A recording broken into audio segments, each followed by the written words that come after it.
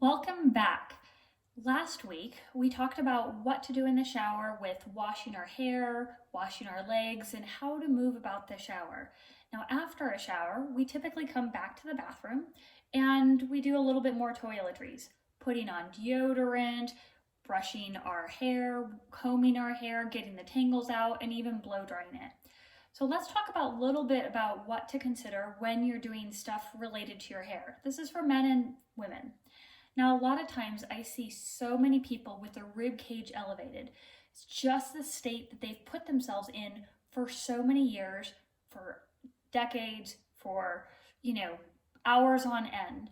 And we don't know how to get out of that. And when your rib cage is really elevated and you hold it high, that decreases the space in your shoulder joints. So when you go to lift your arms up, you can get impingement. The arms can feel very heavy. You may feel aching, you may feel numbness or tingling down your arm, you may feel burning. There's a lot of different things that can happen, and some of it can happen in your neck as well. And so when we go to brush our hair, I tell people, let's drop your rib cage down.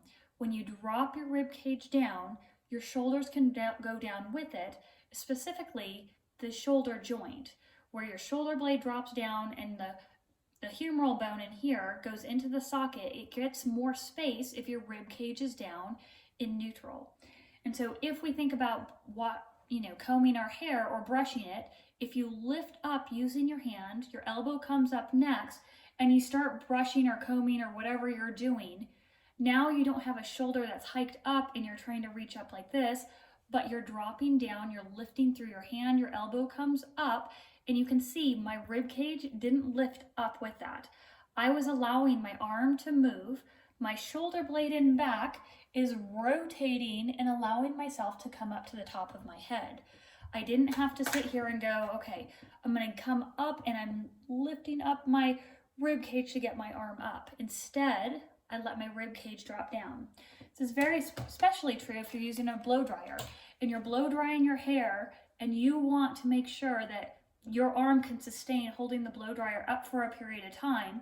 We want our shoulder to stay down, our rib cage to stay down, so that way when we're blow drying our hair and doing things, we're actually using the shoulder muscles to hold up the hair dryer instead of the upper trap and neck muscles to hold up the hair dryer.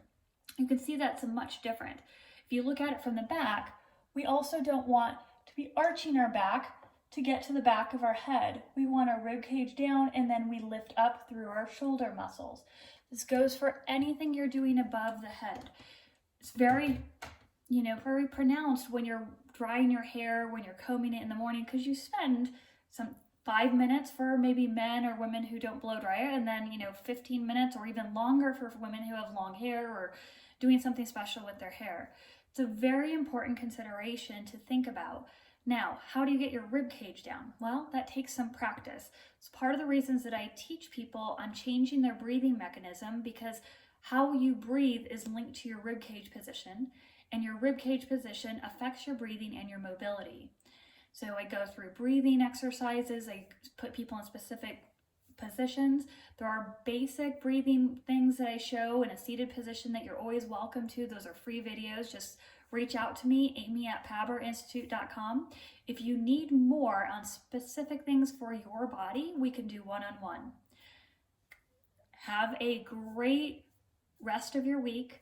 We will see you again next week. Feel free to reach out me, amy@paberinstitute.com. And remember, I do this virtually so I can help people all over the world. Have a great week. Bye, guys.